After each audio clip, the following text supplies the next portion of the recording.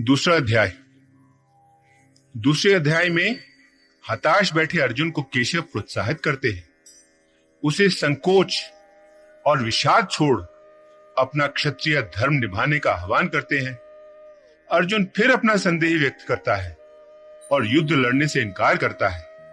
वास्तव में इसके बाद ही अर्थात दूसरे अध्याय के 11वें श्लोक से ही श्री भगवान और गीता का असली उपदेश आरंभ होता है। श्री भगवान अर्जुन को आत्मा की अमरता के बारे में बताते हैं, आत्मा और शरीर का भेद बताते हैं। आत्मा जो अनश्वर है उसके लिए हमें शोक नहीं करना चाहिए और शरीर जो नश्वर है उसके लिए भी हमें शोक नहीं करना चाहिए। केशव अर्जुन में कर्तव्य भावना जगाने का प्रयास करते हैं, योग के बारे में बताते हैं और समझाते हैं कि परिणाम की इच्छा या परिणाम की चिंता किए बिना ही हमें अपने कर्म करते रहना चाहिए। वे स्थिर बुद्धि वाले श्रेष्ठ स्थित प्रज्ञ व्यक्ति की क्या विशेषताएं हैं उनका वर्णन भी करते हैं। अध्याय। अर्जुन दुखी मन से अपने रथ में बैठा है, उसकी आंखों में आंसू हैं, वह करुणा और संकोच से ग्रस्त है। तब उससे केशव कहते हैं, पार्थ, यह तुम्हें क्या हुआ है? इस गंभीर संकट और परीक्षा की घड़ी में यह ज्ञान, यह संकोच क्यों? ये कहां से आए हैं? यह ज्ञान और यह संकोच ऐसे नाजुक मौके पर तुम जैसे श्रेष्ठ मन वाले वीर क्षत्रिय के लिए बिल्कुल उचित नहीं है। ऐसा आचरण ना तो तुम्हें स्वर्ग देगा और ना ही पृथ्वी पर यश, बल्कि यह तुम्हारे जीवन को कलंकित कर देगा और यश की जगह तुम्हें अपयश देगा, तुम्हें बदनामी देगा। ऐसे दुर्बल और कायर मत बनो, क्योंकि यह तुम्हें शोभा नहीं देता। इस मन की तुच्छ दुर्बलता को त्यागो और उठो, युद्ध के लिए खड़े हो जाओ। अर्जुन का विषाद फिर भी बना रहता है और वह केशव से कहता है, हे केशव, भीष्म और द्रोण दोनों मेरे लिए पूजनीय हैं। इन दोनों पर मैं कैसे वार कर पाऊंगा? इन दोनों पर मैं कैसे बाण चला पाऊंगा? इन पूजनीय गुरुजनों को मारने से तो अच्छा होगा कि मैं संसार में भिक्षा मांगकर जीऊं।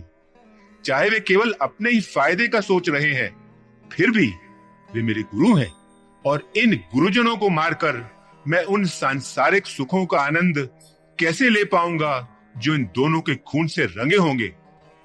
और हम तो यह भी नहीं जानते कि हमारी भलाई किसमें है, हमारी जीत में या फिर उनकी जीत में। धृतराष्ट्र के जिन पुत्रों को मारने के बाद हम शायद जीना भी न चाहें, वे ही हमारे सामने युद्ध के लिए तैयार खड़े हैं। भावुकता और संकोच ने मेरे वीर स्वभाव को दुर्बल बना दिया है और मुझे पूरी तरह से जकड़ रखा है। मेरा कर्तव्य क्या है, मुझे क्या करना चाहिए, मैं नहीं समझ पा रहा हूं। इसलिए मैं तुमसे विनती करता हूं, मुझे सही सही और निश्चित तौर से बताओ कि मेरी भलाई क्या करने में है। मैं तुम्हारा शिष्य हूं, तुम्हारी शरण में आया हूं, मुझे अपनी शरण में लो और मुझे शिक्षा दो। चाहे मैं धन दौलत से भरी इस पृथ्वी का राजा क्यों न बन जाऊं, जहां ना तो कोई मेरा शत्रु हो और ना ही कोई मेरे बराबर हो। चाहे मैं स्वर्ग के देवताओं का भी राजा क्यों न बन जाऊं, तो भी मुझे कुछ ऐसा दिखाई नहीं देता जो मेरी इंद्रियों और मेरे मन को दुख पहुंचाने वाले और इन्हें कमजोर करने वाले इस शोक को दूर कर सके। यह कहकर अर्जुन ने केशव से कहा, मैं युद्ध नहीं लड़ूंगा, और चुप हो गया। तब दोनों सेनाओं के बीच उस उदास, कमजोर, विषादग्रस्त बैठे अर्जुन से केशव ने मुस्कुराते हुए कहा, पार्थ, तू उनके लिए शोक कर रहा है जिनके लिए तुझे शोक नहीं करना चाहिए, और साथ ही तू ज्ञान की भी बातें करता है। लेकिन जिन्हें सच्चा ज्ञान है वे तो किसी के लिए शोक नहीं किया करते, ना तो उनके लिए जो जीवित हैं और ना ही उनके लिए जो मर चुके हैं। कोई भी ऐसा समय नहीं था जब तू नहीं था या मैं नहीं था या ये सब राजा नहीं थे, और ना ही आगे कभी कोई ऐसा समय आएगा जब हम सब इसके बाद नहीं रहेंगे। जैसे आत्मा इस शरीर में बचपन, जवानी और बुढ़ापे के दौर में से गुजरती है, वैसे ही शरीर के मरने के बाद आत्मा का दूसरा शरीर धारण कर लेना भी उसी दौर का एक हिस्सा ही तो है। ज्ञानी और धीर व्यक्ति ना तो इससे घबराता है और ना ही इससे वह विचलित होता है। सुन पार्थ, अपने जीवन काल में हम जो सर्दी गर्मी सुख दुख का अनुभव करते हैं, वे इंद्रियों का उनके विषयों के संपर्क के कारण ही हैं। वे स्थायी होते हैं, वे आते जाते हैं, उनका आरंभ और अंत होता है, वे सदा के लिए नहीं रहते। इसलिए इन सब को तू धीरज से सहन करना सीख, इन सब को तू बर्दाश्त करना सीख। वह धीर और शांत मनुष्य जिस पर इन सब का कोई असर नहीं होता, जिन्हें ये दुखी और विचलित नहीं करते, जो दुख और सुख दोनों में समान रहता है, वह अपने आप को अमर जीवन पाने के लिए योग्य बनाता है। सत्य के ज्ञान को जानने वालों ने यह समझ लिया है कि सत्य तो वो है जो सनातन और अमर है, जो कभी नष्ट नहीं हो सकता, और असत वो है जिसे नष्ट होना ही है, जो कभी रह नहीं सकता। जिस आत्मा से यह सारा विश्व, ये सारी सृष्टि व्याप्त है, उस आत्मा का नाश, उसका अंत कभी हो नहीं सकता। इस अविनाशी आत्मा का विनाश कोई कर नहीं सकता। कहते हैं कि शरीरधारी आत्मा के निवास स्थान शरीर तो सब के सब नाशवान है और उन सब का अंत होता है। आत्मा स्वयं तो सनातन, अमर, अनश्वर और समझ के भी बाहर है, समझ के भी परे है। इसलिए पार्थ, तू युद्ध कर। जो यह सोचता है कि वह मारता है और जो यह सोचता है कि वह मारा जाने वाला है, वे दोनों ही सत्य को नहीं जानते, क्योंकि आत्मा ना तो किसी को मारती है और ना ही किसी से यह मारी जा सकती है। जान ले पार्थ, ना तो तुम किसी को मारोगे और ना ही कोई तुमसे मारा जाएगा। आत्मा का जन्म नहीं होता और ना ही आत्मा कभी मरती है। यह हमेशा थी और हमेशा रहेगी, अजन्मी, अमर, ना बदलने वाली और प्राचीन। शरीर के मारे जाने पर भी आत्मा नहीं मरती, यह नष्ट नहीं होती, इसका अंत नहीं होता।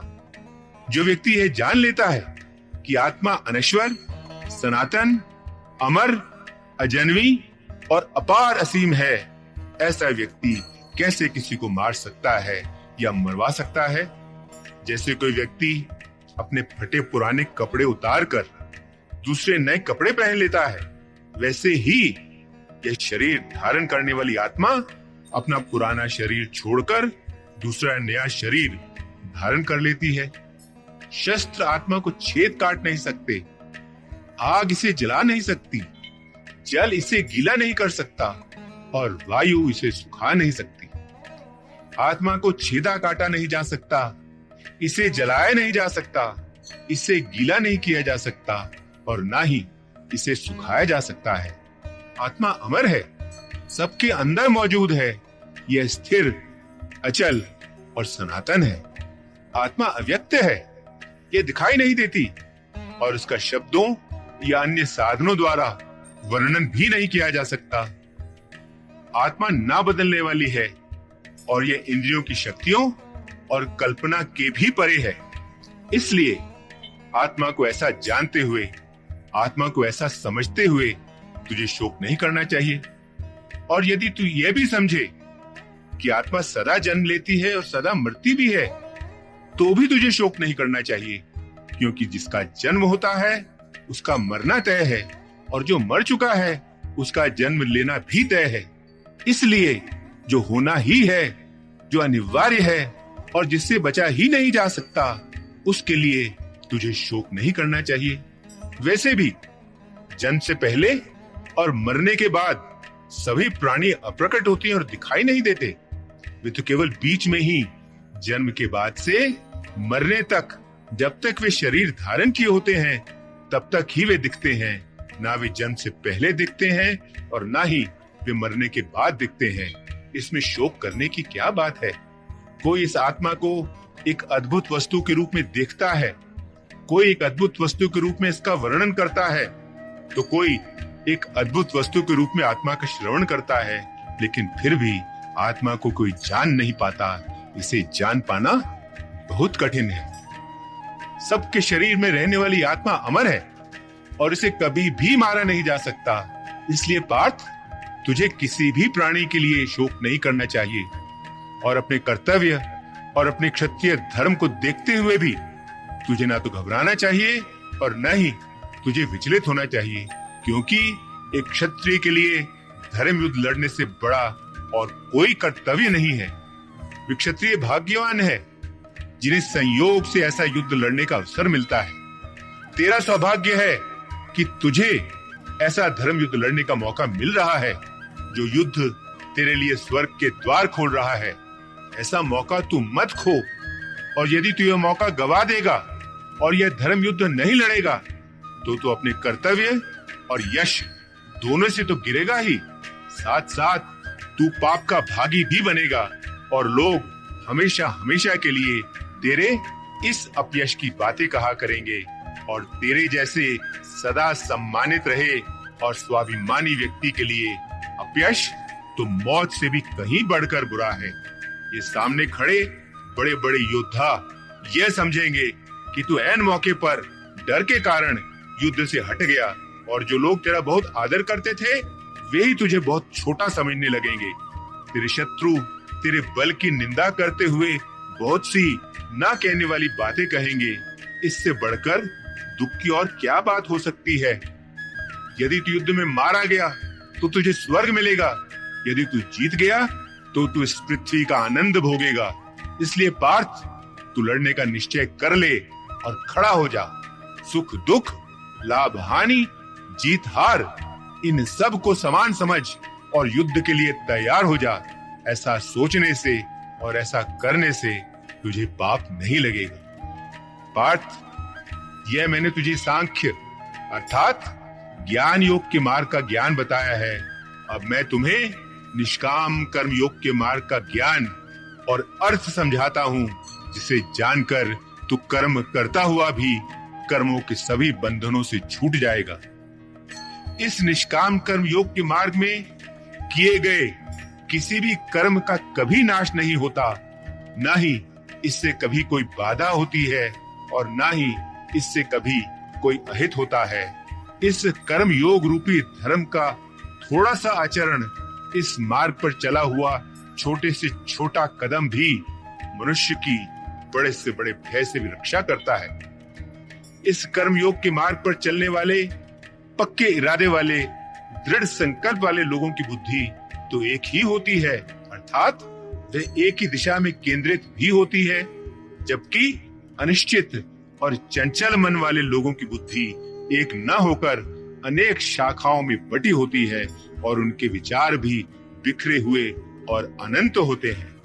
अज्ञानी लोग जो फूलों जैसी सुंदर वाणी बोलते हैं और जो शास्त्रों के शब्दों में ही आनंद लेते हैं, वे लोग शास्त्रों के वाद विवाद में और शास्त्रों की कर्म कांड की क्रियाओं में ही उलझे रहते हैं, जिसके कारण वे समझते हैं कि इसके सिवाय और कुछ नहीं है। उनके मन उनकी स्वार्थी कामनाओं से भरे रहते हैं। वे भोग और ऐश्वर्य को ही स्वर्ग मानते हैं। ऐसे लोग सभी कर्म आनंद और शक्ति पाने के उद्देश्य से ही करते हैं। उनके इन कर्मों के फल के रूप में उनका बार बार पुनर्जन्म होता है। जिन लोगों के मन आनंद और शक्ति पाने में लगे रहते हैं, जिनके मन भोग और ऐश्वर्य द्वारा हर लिए गए हैं, जो भोग और ऐश्वर्य में ही उलझे रहते हैं, ऐसे लोगों की बुद्धि आत्मा में अच्छी तरह एकाग्र नहीं हो पाती, आत्मा में अच्छी तरह टिक नहीं पाती। पार्थ, वेदों का विषय तो 3 गुणों की क्रियाओं से है। तो तीनों गुणों से भी ऊपर उठ जा। सुख दुख, लाभ हानि, जीत हार जैसी सभी दुविधाओं से भी मुक्त होकर सदा अपनी सच्ची आत्मा में स्थित हो जा। वस्तुओं को जोड़ने और इकट्ठा करने की और फिर उन्हें सुरक्षित रखने की चिंता को भी छोड़ दे और केवल आत्मा को प्राप्त कर। आत्मा का ज्ञान पा लेने पर, ब्रह्म ज्ञान हो जाने पर, ऐसे ज्ञान प्राप्त व्यक्ति को सभी वेदों के ज्ञान का उतना ही उपयोग रह जाता है जितना उपयोग चारों तरफ पानी की बाढ़ आ जाने पर एक कुएं का रह जाता है। आत्मज्ञान में तो वेदों का ज्ञान भी समाया हुआ है। समझ ले पार्थ कि तेरा अधिकार केवल कर्म करने का ही है। तेरा अधिकार केवल कर्म करने पर ही है। उस कर्म के फल पर तेरा अधिकार बिल्कुल नहीं है। तेरा उद्देश्य कर्मों का फल कभी ना हो और ना ही कर्मों को त्यागने की इच्छा कभी भी तेरे मन में आए। मन की समता ही योग कहलाती है। इसलिए पार्थ, तू सभी प्रकार की आसक्तियों, सभी प्रकार के लाग लपेट को त्याग कर अपने मन को सफलता और विफलता इन दोनों में समान रखते हुए ऐसे योग में स्थित होकर अपना कर्म करता जा। निष्काम कर्म को बुद्धि योग भी कहते हैं। सकाम कर्म से बुद्धि योग अर्थात निष्काम कर्म अधिक श्रेष्ठ है। इसलिए पार्थ, तू बुद्धि योग में ही शरण ले। जो लोग अपने कर्मों की फल की इच्छा रखते हैं वे लोग तो दयनीय होते हैं, वे निचले दर्जे के लोग होते हैं। जिस व्यक्ति ने अपनी बुद्धि को ब्रह्म से जोड़ दिया है वे अच्छे और बुरे दोनों प्रकार के कर्मों से मुक्त हो जाता है।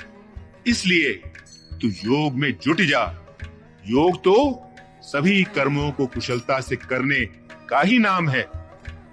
जिन लोगों ने अपनी बुद्धि को ब्रह्म से जोड़ दिया है, जिन्होंने अपनी बुद्धि को ब्रह्म से मिलाकर एक कर लिया है और जिन्होंने कर्मों से मिलने वाले सभी फलों को भी त्याग दिया है, वे लोग जन्म के बंधन से छूटकर उस परम पद को पा लेते हैं जहां उनके सभी कष्टों का अंत हो जाता है।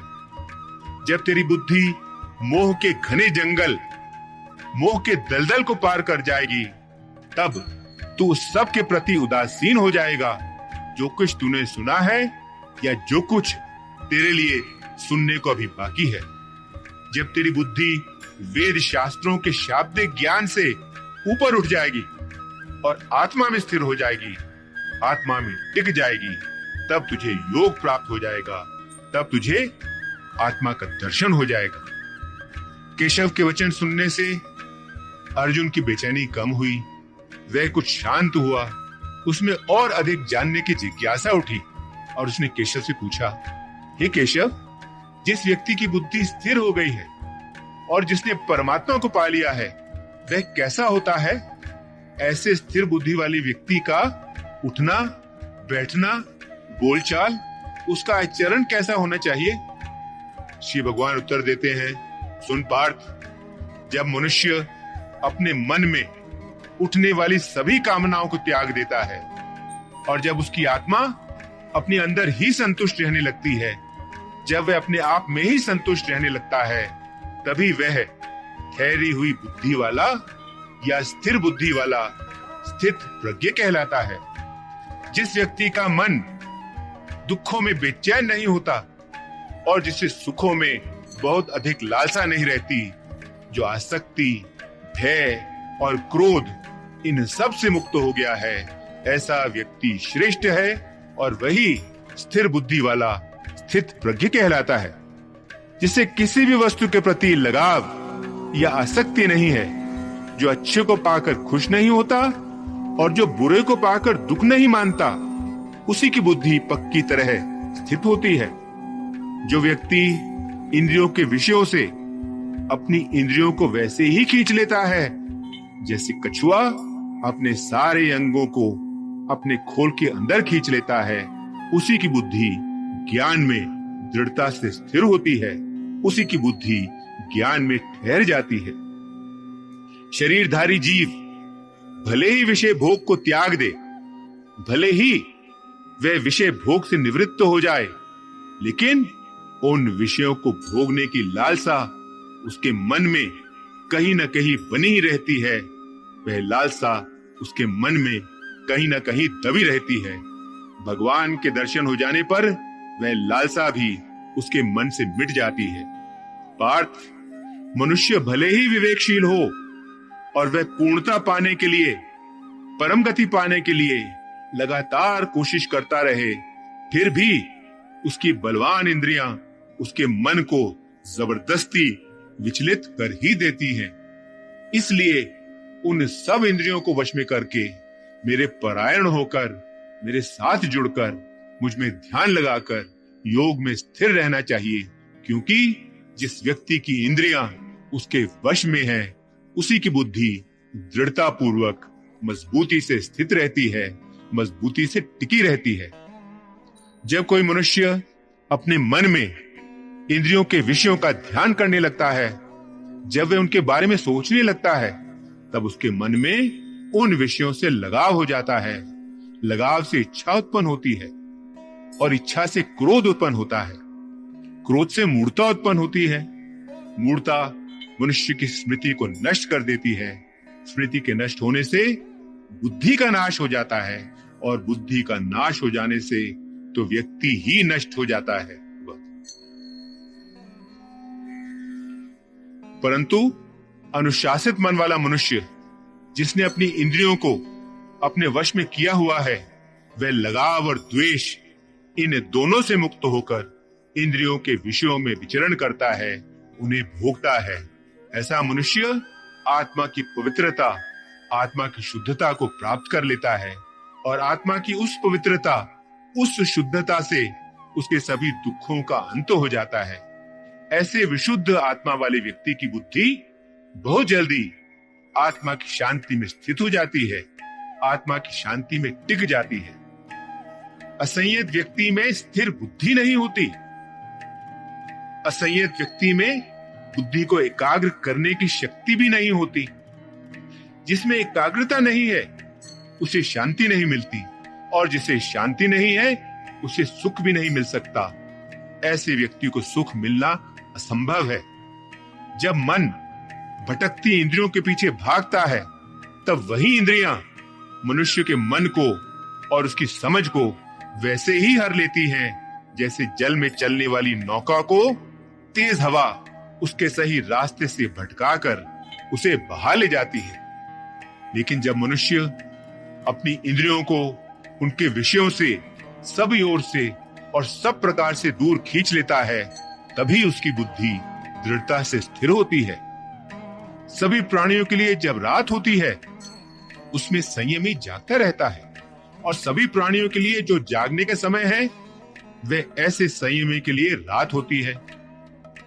जैसे नदियों के पानी से चारों ओर से सदा भरते रहने पर भी समुद्र हमेशा अचल और शांत ही रहता है, वैसे ही जिस मनुष्य की सभी कामनाएं, सभी इच्छाएं उसके अंदर बिना उसे विचलित किए और बिना उसमें कोई विकार उत्पन्न किए उसमें समाती रहे, और वह समुद्र की तरह हमेशा स्थिर और शांत ही रहे, उसे सच्ची शांति मिलती है।